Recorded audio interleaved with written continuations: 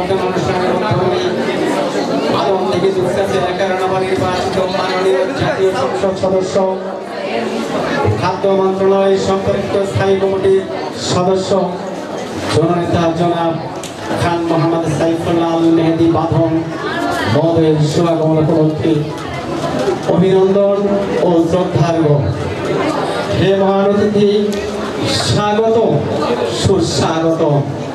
কর্মবহুল জীবনে ব্যস্ত মানুষ আপনি, কর্মময় জীবনের গতিপথে দাঁড়িয়ে একটু বিশ্রাম নেবেন সে অবসর আপনার নেই।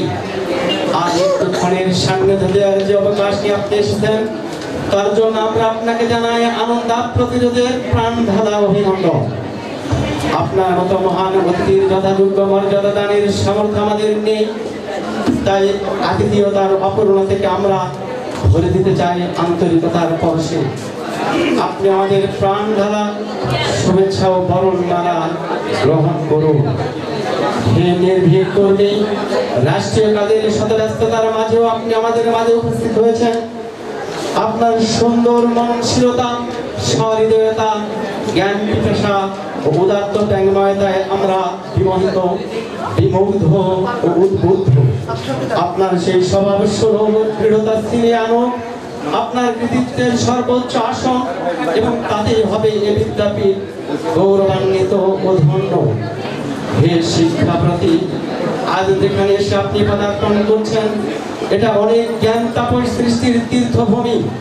প্রতি বছর এই জ্ঞান মন্দির থেকে বেরোয় শত শত শিক্ষার্থী, যারা এই গ্রাম ও পার্শ্ববর্তী গ্রাম সমূহে আলোর বর্তিকা জ্বালিয়ে দেশকে করেছে সমৃদ্ধ।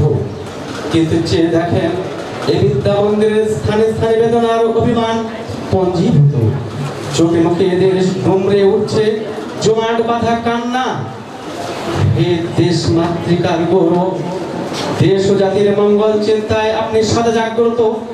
মানুষের প্রতি আপনার হৃদয়ের অপরিসীম গৌরব ও প্রাণের টান রয়েছে, তাই তো আপনি ছুটে এসেছেন আমাদের মাঝে।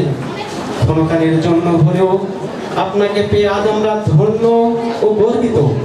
আপনি আমাদের হৃদয়ের শ্রদ্ধাঞ্জলি গ্রহণ করুন। হে শরীর, সুশাসক, বন্ধুবৎসল, আদর্শ নাবিক আপনি। আপনার কাছে আমাদের অনেক আশা, আমাদের এই আশার প্রদীপে জেলে দিবেন সে মঙ্গল আলোকে দীপ্তিময় হব আমরা ও এলাকাবাসী। আপনি আমাদের বন্ধু, পরিচালক এবং পিতার মতো পরিচালিত করবেন এই আমাদের কামনা।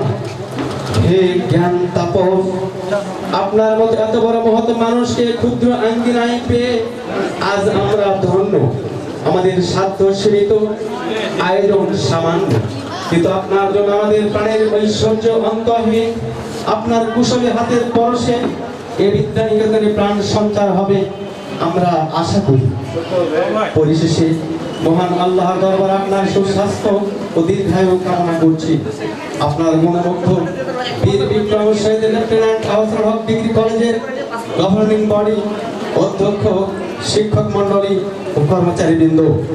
তারিখ 30 মার্চ 2024 খ্রিস্টাব্দ, 16 চৈত্র 1430 বঙ্গাব্দ। ধন্যবাদ সবাইকে। এই ক্লাবের পক্ষ থেকে আমাকে সংবর্ধনা দেওয়ার জন্য আমি কত ক্লাবের সকল সদস্যকে আমি প্রাণ ঢালা অভিনন্দন ও কৃতজ্ঞতা প্রকাশ করছি।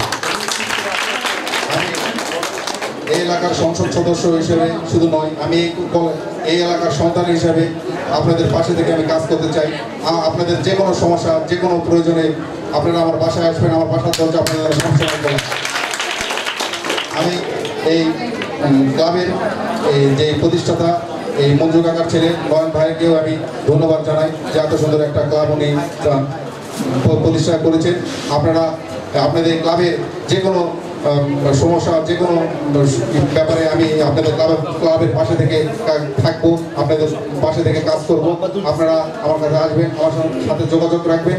আর এই কলেজের একটা বিল্ডিংয়ের কথা বলা হয়েছে, আমি এই বিল্ডিংটা যাতে যদি অতি তাড়াতাড়ি যাতে দেওয়া যায় সে ব্যাপারে আমি ব্যবস্থা এবং সংশ্লিষ্ট দপ্তরে আমি যাব, যাতে এখানে একটা তাড়াতাড়ি বিল্ডিং দেওয়া যায়। আমি এই কলেজ থেকে পরীক্ষা দিয়েছি, এই কলেজ থেকে আমাদের ছাত্র যে আমি এখানে ইন্টারমিডিয়েট পরীক্ষা দিয়েছি এই কলেজ থেকে